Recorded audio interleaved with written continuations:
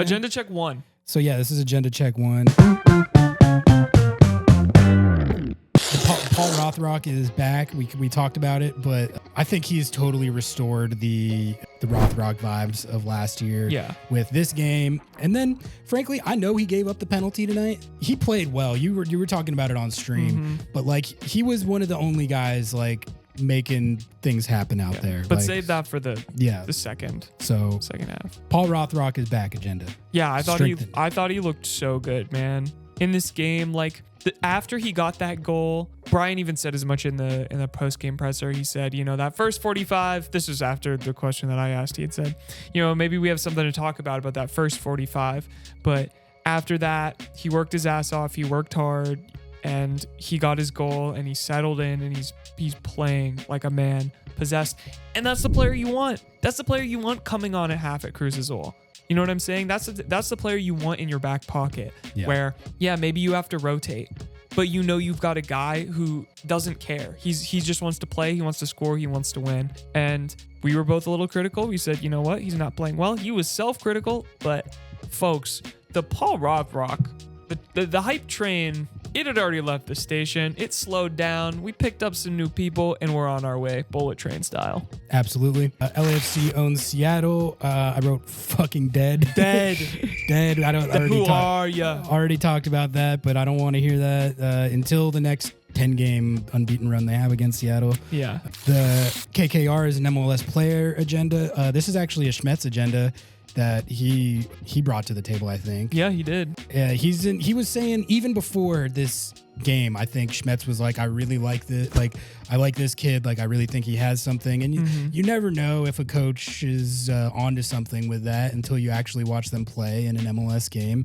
And I got to say, like, I was talking to Nico about this on Lobbing Scorchers kickoff every Monday at 8 a.m. But, like we talk so much, Noah, right, about young players and the difference between a young player who's like blending in and playing not to make mistakes and a young player who is making plays, playing without fear or inhibitions and impacting the game, moving the needle. That is the difference between like a average prospect to a good to great prospect.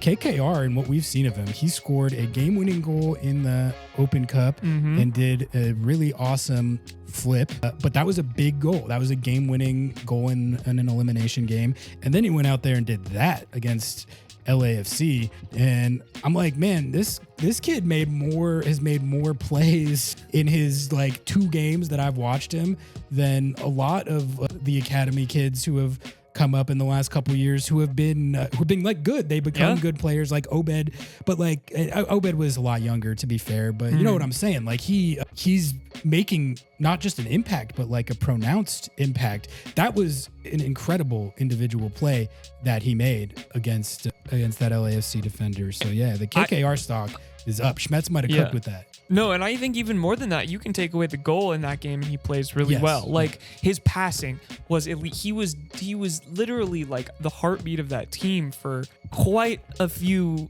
I'd say quite a few minutes, but like for large periods of that game, dude. The 10 minutes. I want to see. I know that they have all of the like heart rate data and all of the stuff. The 10 minutes after he scored. He was all over the field. He was running around. He wanted a second one so bad. You'd see him top of the box. Then he'd be all the way back defending. And then he was back out on the wing and back out on the left wing. He was like playing like a man possessed. It was that just post-game adrenaline. One more thing on KKR. Another great moment I thought from his post-game scrum was when I think it was Jeremiah again asked him like, well, why didn't you do the flip? Like you did the flip in the Open Cup. Why did you flip? And he goes, I feel like the flip is more of a closer move. Yeah. And then he's like, it was so early in the game, I thought about it, but then I figured there's so much time for like this result to flip. Like, no, I'm not going to do the flip. Like lock back in, refocus, and like, let's go.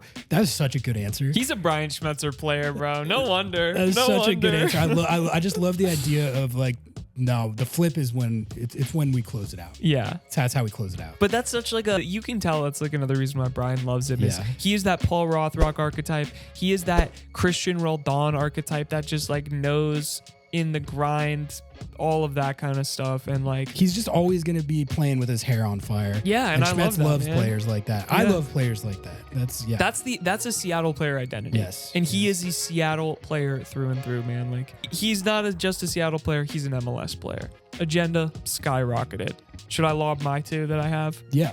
Well, I had to put this one in there because So not necessarily your agenda. It's not just my agenda. I'm just perpetuating the streets. Pedro De La Vega always injured, bum signing, blah blah blah blah blah. All of the talk agenda. I mean, He goes off in what, the 30th minute or something? I get why it's a thing because of what happened last year, and it was a muscle injury again.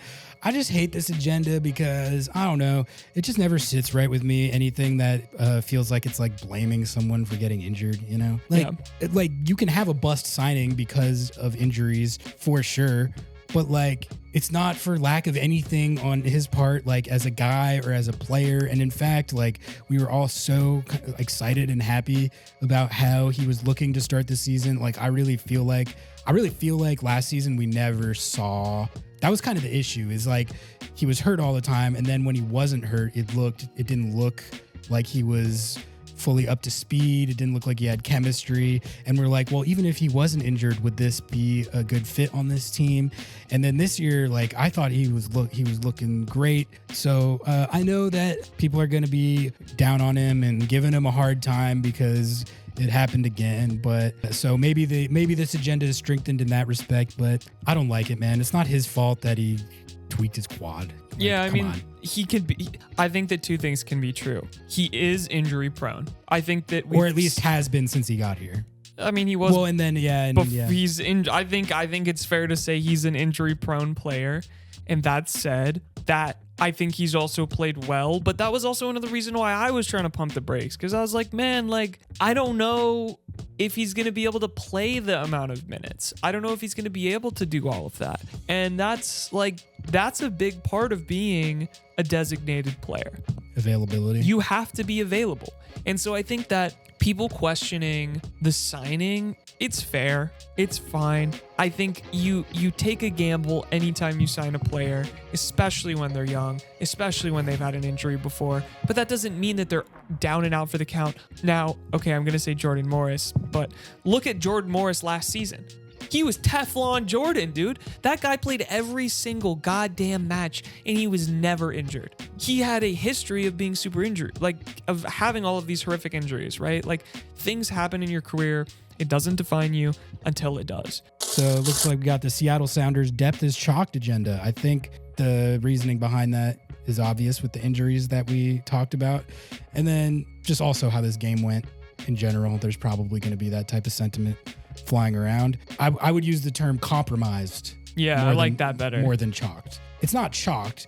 Like we're going to find out a lot about the depth because guys like, I mean, Rothrock and Georgie, you're starting now. You know? So we're gonna find out if it's chalked. But like, I mean, when we're talking about guys like Jordan Morris and De La Vega and Ariola, it's compromised. It's compromised. I like that. I think I'm right there with you. I don't think we're fully chalked. I think that you're compromised, and that's kind of why the depth matters. Do you know what I'm saying? So.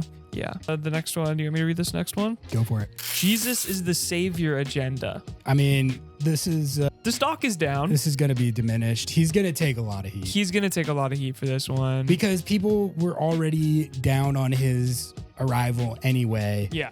Because he came from another MLS team. And like a miss like that is just going to fuel that. I think that's why it's going to happen. I think doing that based off one shot is stupid. And I honestly think I'm just going to tune that discourse out. Like I can't do people talking about how unambitious Seattle is as a club because their guy they traded for missed one shot. I get that it was a bad miss in a really big spot, but one play is never why you lose a game. If you really think that we lost this game because Jesus Ferreira missed a shot that was still going to be a little bit of a difficult shot, you didn't watch the game. You didn't watch the game. Or you're being willfully disingenuous. Yeah, exactly. They lost that game because they played really bad the whole time, not because of that one shot. Yeah. It was like that. I'm definitely not trying to downplay how brutal of a play that was, but like to make it all about one guy or one play is never accurate.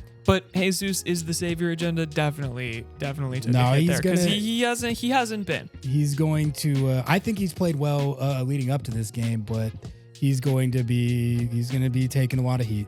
Yeah. This one is more of just me atoning for my own takes and having the Grim Reaper come for me. The winning CONCACAF Champions Cup is the cup we're going to win agenda. I don't know. Something like that. I said we would win CCC. I said that didn't matter how hard it was, blah, blah, blah, blah, blah. Well, that didn't happen. Yeah. I mean, this one's dead. This one is dead in the water. I think your reasoning was sound. It just didn't pan. You know what I would say is, speaking for myself, I think I got a little overconfident about not overconfident, but not fully acknowledging how much of a beast this tournament is, even for the deepest and the best quality of MLS clubs. Like, it's still that the problem is it's still so early in the season. You see all of those mistakes. Like, I'm sorry.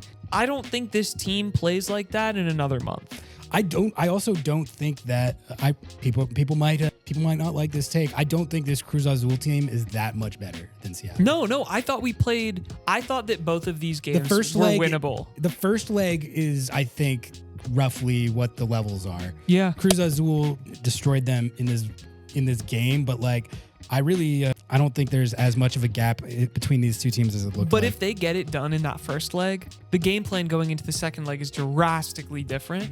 And I think that they have a way better chance. And I don't think that it's out of the realm of possibility that they're advancing to play, and America or Chivas. They had those chances in the first leg too, man. Nuhu off the post, Jordan off the post. Called back goal that was maybe a toenail offside, but probably wasn't. You can't blame the series loss on that, but that call still pisses me off. That should have been a goal. I think this series felt cursed as hell.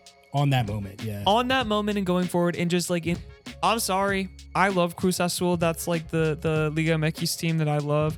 I never want to play them again. These two teams playing each other, cursed. Never want to play them again. Cruz Azul is cursed agenda. Certified. We already talked about this last one, but I thought we could hit it again just for posterity. Rothrock should start agenda. He's going to be starting. Yeah, I mean, exactly. That's not even like an agenda at this point. That's just literally what's going to happen week in, week out. And honestly, with how he's looked the last couple games, I'm happy to have him starting every week. Obviously, like, I wish Areola was available, but given that he's not, I think Rothrock in the form that he's looked like the last couple games is as good a contingency as I could hope for.